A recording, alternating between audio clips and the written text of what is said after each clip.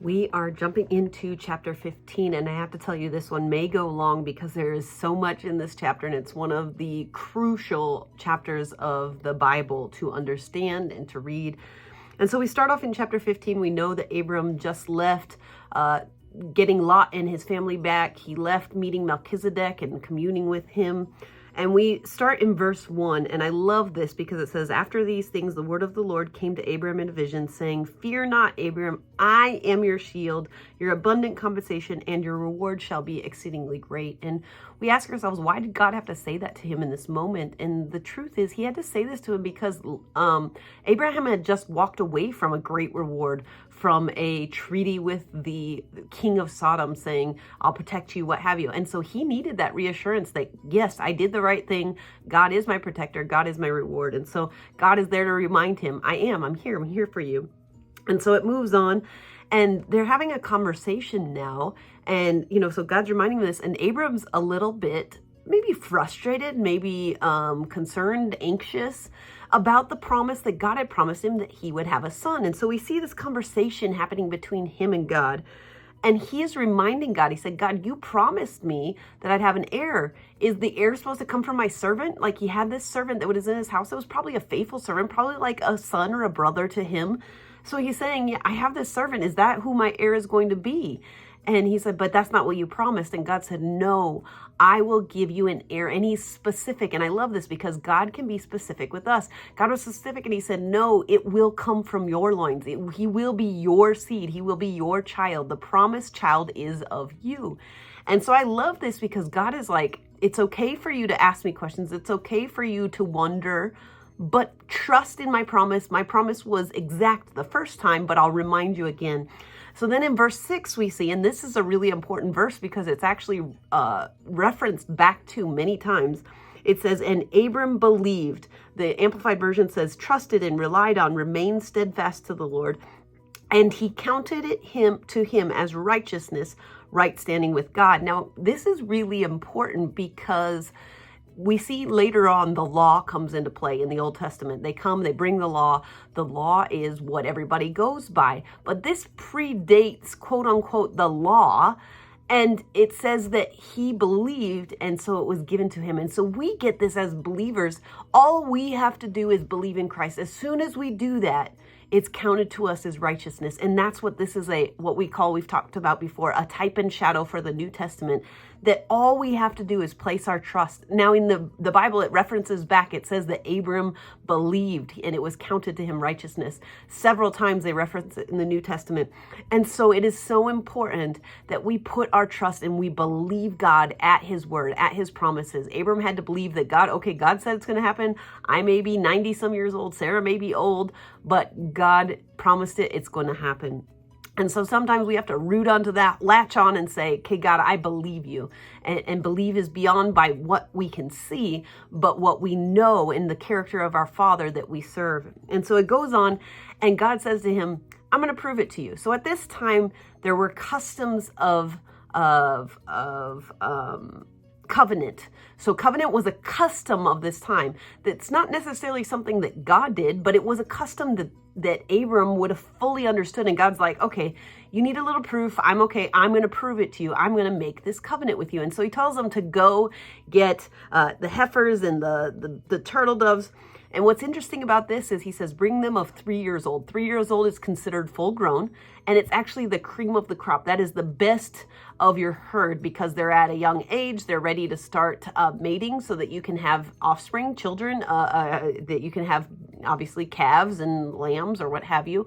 And so it represents a fertile time. It represents it's full grown. This is full maturity. And I love this because it also says a turtle dove and a young pigeon, which comes into play later when you understand the law, because those things could be used as substitutes in the atonement and for sin later on if you were not wealthy. And so what I love about this is God made this covenant with Abram, and he said it's for everyone. It's for all. It's for the poor. It's for the rich. It's for everyone. I'm going to make a way and show you. And this is, again, a type and shadow of Jesus, which was to come.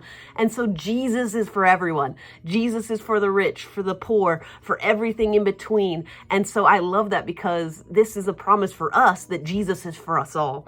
And so we keep going, and then we see that that Abram begins to start this covenant ceremony. Now, if you're not familiar with covenant ceremony, I suggest this book for you. It's called The Miracle of the Scarlet Thread.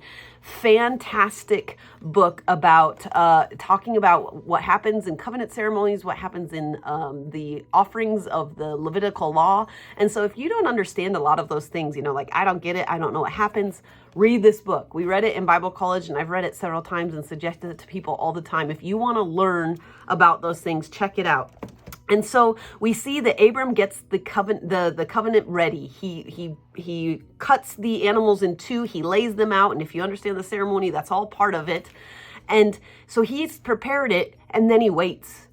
And I love this line. It says, the birds of prey swooped down upon the carcasses, and Abram drove them away. God has been reiterating this point. Sometimes we have to defend what we know God is promising us. And so Abram had to stand there, because if those vultures touched that meat, he had to start over. He had to go get another ram, another animal to put in its place, because it was then unclean. And so he's defending what God has promised him. And sometimes our promises aren't instant. And so God may speak something to us, and we have to go out and fight for it as if it's true, waiting for God. And so I'm sure that in normal circumstances, the covenant all happened at once. It was a ceremony that once he did this step, he did the next step.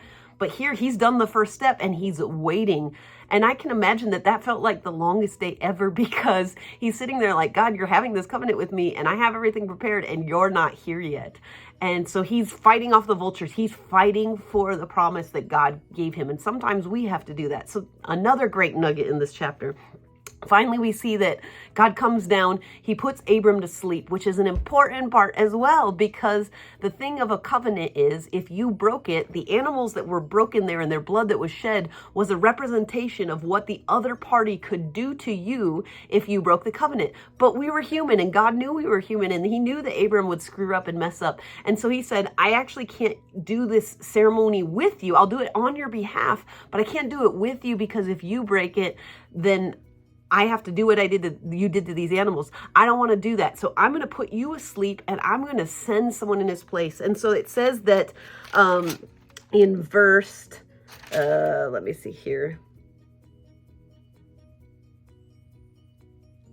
I don't know what verse it's in here. It says in verse 17, when the sun had gone down and a thick darkness had come, behold, a smoking oven and a flaming torch passed between the two pieces. And so what a lot of theologians and scholars say is that maybe it was Jesus in a form came down and took that place. Before he had actually come to earth as a man, he came down and performed the ceremony on our behalf. And I love this, because this is the representation of Jesus taking our place. We would mess up, and we could not keep a perfect covenant, but yet Jesus came on our behalf. He shed his blood. He was perfect, so it couldn't be broken. And so now the devil can lie to us all we want, but that covenant that God made with us through Jesus can't be broken. And so this is a representation of what Jesus has done for us. And so I'm really excited, I know, and I'm talking a lot and fast, but please check out this chapter. And when you do, find some commentaries so that you can understand the full part of it. And like I said, check out this book for how sacrifices and covenants were made and what the processes are, because God will give you revelation of what Jesus did for us. And so today I celebrate, and I say celebrate with me what Jesus has done for us. What Abram did in this moment was a type and shadow of what Jesus did for us. And so celebrate that as we read about the covenant that God did with Abraham that day. Check it out. I know you're going to love it. Find out more. Leave some comments about what you might have seen or what God spoke to you when you study this out.